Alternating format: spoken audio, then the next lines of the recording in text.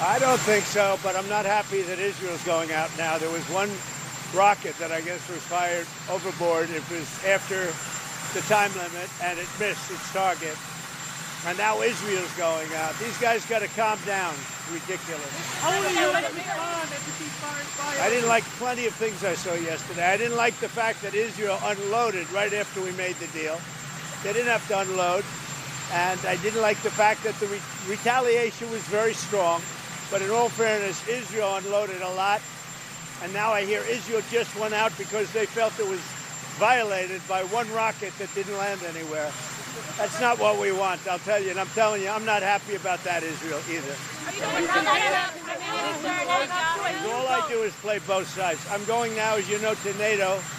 Some of you are going with me, and I think it's going to be successful. We'll see. I'll let you know. Are you going to see the agreement? It's a new dawn in the Middle East. Thanks to the agreement you managed to achieve.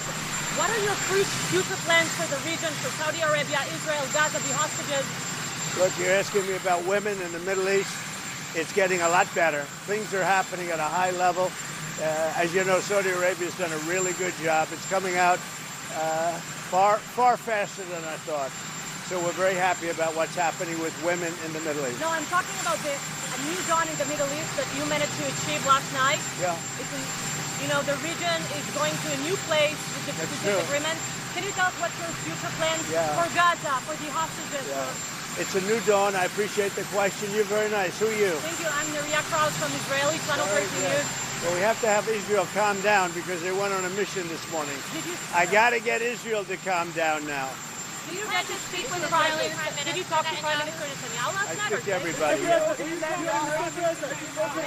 You urge both sides not to violate the ceasefire, but reports coming from the region suggest that the sides accuse each other for violating the ceasefire. So I think they both violated it. I don't think I'm not sure they did it intentionally. They couldn't rein people back.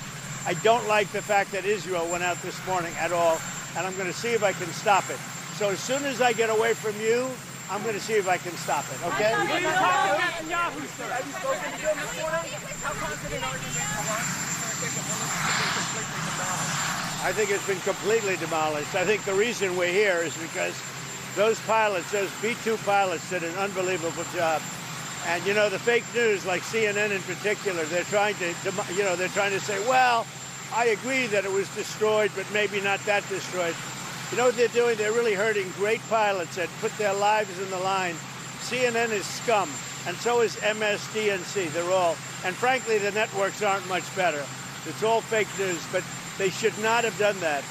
Those pilots hit their targets. Those targets were obliterated, and the pilots should be given credit. They're not after the pilots, they're after me. They want to try and demean. Do you believe that Iran can rebuild its nuclear program? Iran will never rebuild its nuclear. From there? Absolutely not. That place is under rock. That place is demolished. The B-2 pilots did their job. They did it better than anybody could even imagine. They hit late in the evening. It was dark with no moon, and they hit that target with every one of those things, and that place is gone. But when I see CNN all night long, they're trying to say, well, maybe it wasn't really as demolished as we thought. It was demolished. You take a look at the pinpricks, and you see that place is gone. And I will say, I think CNN ought to apologize to the pilots of the B-2s. I think that MSDNC ought to apologize. I think these guys really, these networks and these cable networks are real losers. You really are. You're real losers. You're gutless losers. I say that to CNN because I watch it. I have no choice. I got to watch that garbage. It's all garbage. It's all fake news. But I think CNN is a gutless group of people. And the people that run it, nobody even knows it's been sold so many times. But the people that run it ought to be ashamed. MSDNC, a guy named Brian Roberts, he heads it.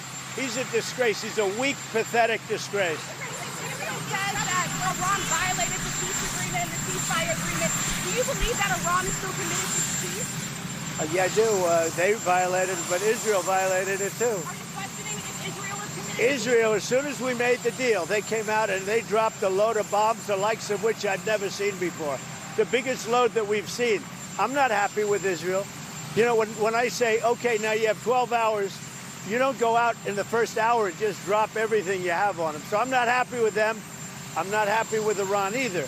But I'm really unhappy if Israel's going out this morning because of one rocket that didn't land, that was shot, perhaps by mistake, that didn't land. I'm not happy about that. You know what? We basically have two countries that have been fighting so long and so hard that they don't know what the fuck they're doing. Do you understand that? Do you have any kind of response to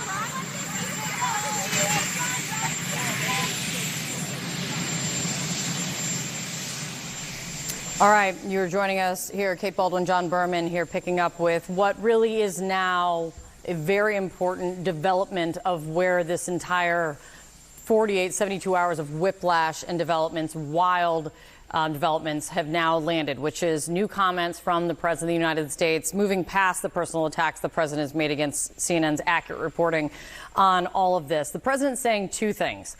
One, first saying that he does not think that the ceasefire was violated. Then asked again by another reporter what his view on it is, he says, I think they both violated it, and very clearly not happy with how this is developing this morning. But as he's getting on Marine One right now, heading on his way to the NATO summit in the Netherlands, the president does not know. The president of the United States does not know if this ceasefire is still in effect. That's where we are this morning. He thinks both sides have violated it. And you heard him at the end there, just words of really, I think, frustration with both Israel and Iran with what's taken place since the president announced this deal. Saying they don't know what they're doing and saying these guys have got to calm down.